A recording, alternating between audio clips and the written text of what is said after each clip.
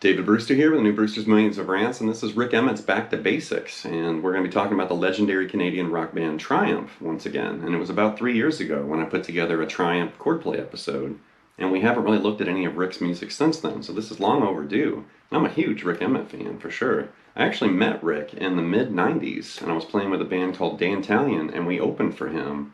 I got to meet him and got an autograph. I was on cloud nine. That was a great day. But definitely, Rik's a legendary guitarist, Triumph's a legendary band, and there's some really eye-opening stuff hiding in this episode. So here we go.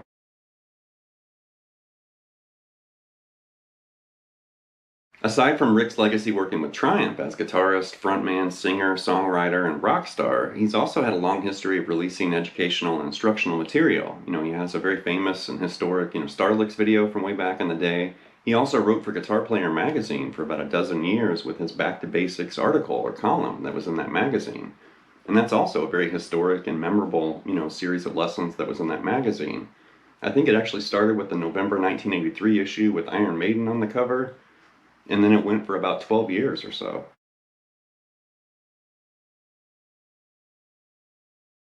So if you're like me, you probably have a lot of guitar magazines in your library. I have a ton of old guitar magazines and books and videos, and there's lots of paper floating around here in my studio for sure. But if you don't have access to some of those old magazines and some of Rik's old lessons, you're in luck. He actually released a 4-volume series called For the Love of Guitar, and it's kind of revised and kind of repackaged, versions of his Back to Basics columns and articles, which is great. I mean, those lessons are definitely worth their weight in gold. And there's 4 volumes, so it starts with basics and then it goes beyond basics with that 4th volume. And definitely, I highly recommend that. It was actually included in the 50 greatest guitar books of all time.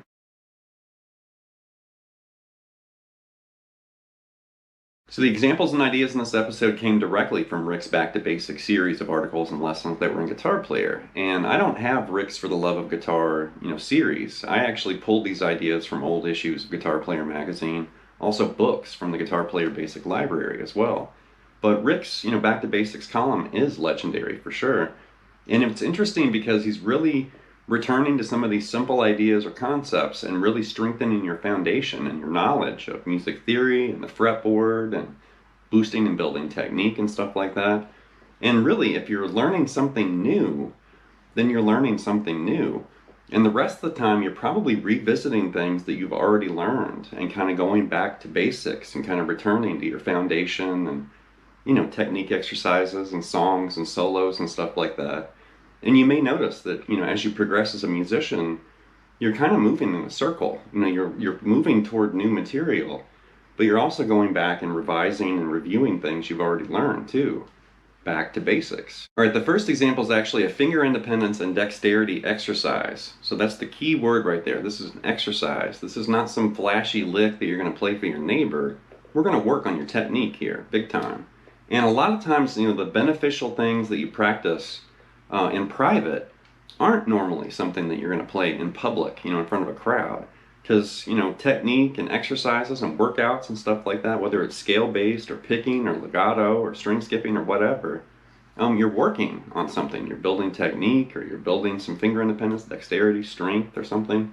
So you don't necessarily want to play these for an audience. You kind of do it privately when you're practicing, but it's definitely going to help your public playing for sure. So this is kind of a famous exercise, and Rik demonstrated it down here in open position. I'm going to move up to around like the 7th position right there on the 7th fret. And I actually originally learned this from my classical guitar instructor back when I was in high school, Renato Batturi. And Renato's retired, but Renato used to give Andy Timmons lessons back when Andy was in high school. And he also gave a lesson to Randy Rhoads back in the early 80s, which is so cool. But this exercise, we're going to relocate right here. So just line up on the G string 7, 8, 9, 10 like that. And then what we're going to do is your middle and index is the first group we're going to exercise here. Move your index to the D string and move your middle finger to the B string right there on the 7th and 8th frets like that. And I'm finger picking this. You could hybrid pick it with picking fingers if you want. I'm just going to pluck it like that. But there's the first little shape. You're lined up on the G, but then your middle and index finger kind of move like that. And then you're going to basically move back and forth or bounce like that. And just go back and forth. You don't have to go very fast either. You can actually go slower if you want to. And you're just moving back and forth like that. Now put those back on the G string and then do the same thing, the same movement with your middle and third finger. And now you're on the 8th and 9th frets like that. And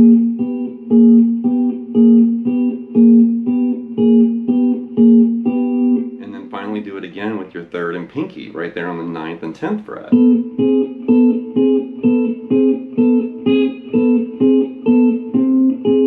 Something like that. Now that's really tricky, and you don't really want to go very fast because you really want to basically kind of work those muscles and the tendons and ligaments in your hand, your wrist and everything. You're really working on that dexterity for sure. And just sit there and just kind of do it over and over. Now if that feels really weird and foreign at first, eventually it will start to feel a little bit more comfortable. I mean, it may not really be comfortable, but you'll at least have like the ability and kind of the feel for it. Now right there we were lined up on the G and we bounced like that, right? Now this is arranged where we can do that between all the string groups. You can line up on the B string and kind of move between the G and the high E like that. And that's really beneficial to sit there and practice that. Just kind of moving back and forth. We already did the G string, so we can move to the D string and kind of bounce between the A and the G like that. And that's also very beneficial to sit there and just practice, moving from, back and forth. Something like that. And then on the A string, you can line up and bounce between the low E and the D and just kind of continue, this idea. And then once you get comfortable with all of that, you can actually mutate this into a larger stretch and reach like that. And you could line up, say, hypothetically on the B string, move between the G and the high E. Then you can move between the D and the high E, and then the A and the high E, and then the low E and the high E, which is crazy. But this is, just kind of the first step, I guess, getting this under your fingers. So if you haven't really worked on that before, practice that. That's a great workout and exercise. Right, next up are some of Rik's open string scales, and I typically think of Chet Atkins when I see or hear this type of playing. It's really eye-opening and different. It's really cool. And in the lesson where he was kind of sharing this, he actually showed, an A major or Ionian scale right here. Fully fretted right there, A major. And then he introduced this open string scale approach. So doing this, which is really cool. So instead of fretting everything like that, we're basically fretting this A and then playing the open B string, right? And then the C sharp to D, and then the high E open, and then F sharp, G sharp to A fretted. And then you could descend and do the exact same thing in reverse, and then you're descending that. Like that. Really cool. Text and the example, he was actually also showing like a G major scale right here. But you could reform that like this. And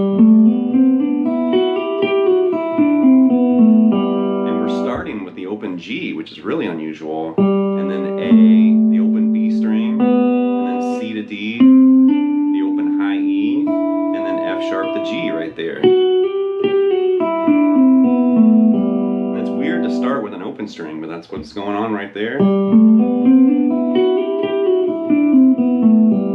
you could do another version of that in D, which Rik kind of shared this. Like there's D major right here, but he's doing the open D, and then the E to F sharp, the open G, and the open B. That's really cool. Lots of different ways you can run scales like this, and definitely, once you kind of looked at some of Rik's examples, check out the legendary Chet Atkins, because Chet was running, open string scales like that for decades. Okay, up next we're running some of Rik's horizontal scale movements, and this is really eye-opening and also opens up the fretboard big time. And we're going to be running single string scales in this idea. And I definitely remember picking this up from Rik's lessons, also educational material from Joe Satriani and players like Steve Vai. But with Rik's idea, he's basically in G major, and we're we're on the G string right here, and he's doing this pull off to the open G. So we're doing this.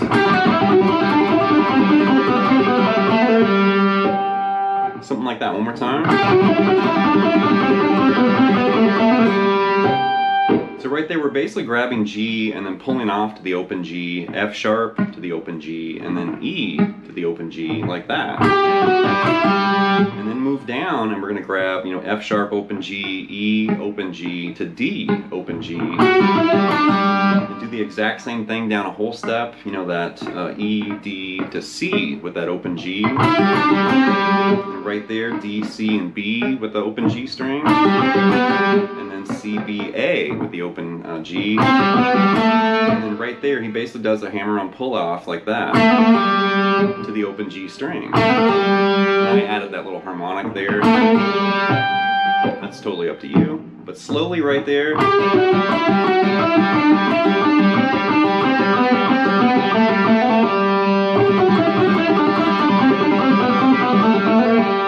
And you can also practice that without picking, like this. Think of Thunderstruck by AC/DC, Angus Young, and that's kind of what we're doing there. No picking, it's all fret hand.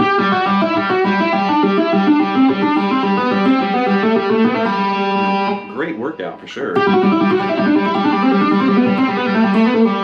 Now from there, you could actually start running this on every string, like do the high E way up there. B string. Already did the G. Do the D string. The A string. And the low E.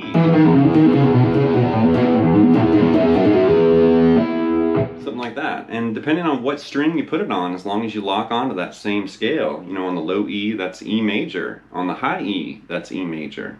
On the A string, that was A major, D major, D major, and so on. So as long as you lock into that,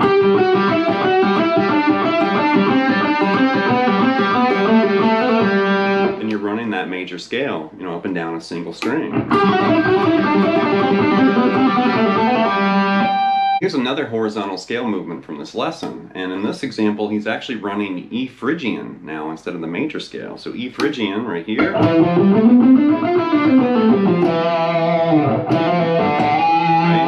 that flat 2.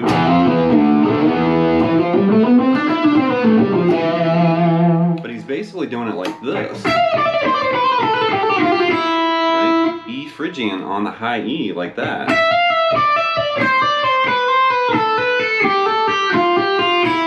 Actually a great, kind of wake up your hand exercise. You're really only using your first 3 fingers for that. Do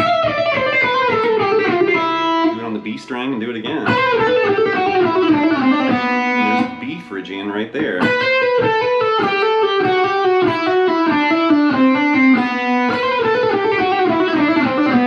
Do it on the G. Now G Phrygian.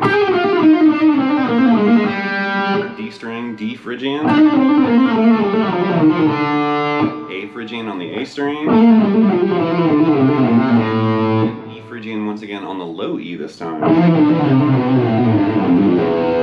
Now you could also practice that instead of doing this. If you want to include your pinky finger, you could do it like this, which is going to up the ante as far as the difficulty right there. But right there, and then move back, and then back. Makes it much harder to play. There you are working those 3 important fret hand fingering shapes. The whole step, half step, the half step, whole step, and the whole step shape like that. And just slowly, just kind of slowly make your way down the fretboard.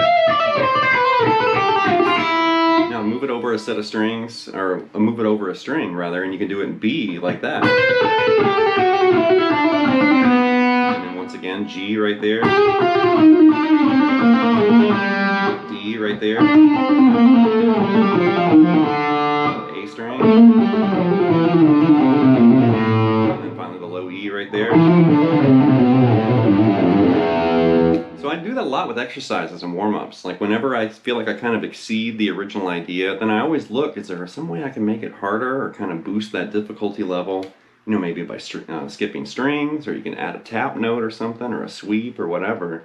But once you kind of feel like an exercise or a warm-up is, you know, kind of run its course or it's getting a little stale, see if there's some way you can kind of upgrade it and make it harder, like that. All right, the last idea I'm going to share here centers around creativity and interpretation. And this area of Rik's Back to Basics, you know, articles and columns are really interesting. There's lots of text, and he's sharing lots of thoughts and insight and secrets and all kinds of stuff. But this is really eye-opening, and it's basically approaching one phrase. You could think of this as a melodic, you know, melody, or a lick, or just part of a fill or something, or some kind of trick or something you've learned. But then learning the phrase like the original kind of, you know, format or idea, and then variate it, you know, and kind of make some variations and interpret it different ways. So the first example, he's really just playing this phrase, and he mentioned Chet Atkins, you know, and playing it like this. And that's basically the phrase or the melody right there. So you're basically starting on this A, you know, think of A minor, you know, as far as the key right there. And we're basically just kind of moving like that to kind of create that melodic, you know, phrase. Now, he mentioned, you know, a variation right here, right off the bat. You could turn that melody into kind of more of a jazz phrase. And here he's doing these kind of quick slides. You know, and kind of reformatting that phrase instead of this. You know, kind of giving it like a jazzier, you know, series of inflections and slides. You know, or a bluesier phrase, maybe bend more. You know, kind of, you know, bending it and kind of milking those notes in more of a blues manner. And he also ended it, you know, tapping it, almost like Van Halen. You know, very, very far removed from where we started. Almost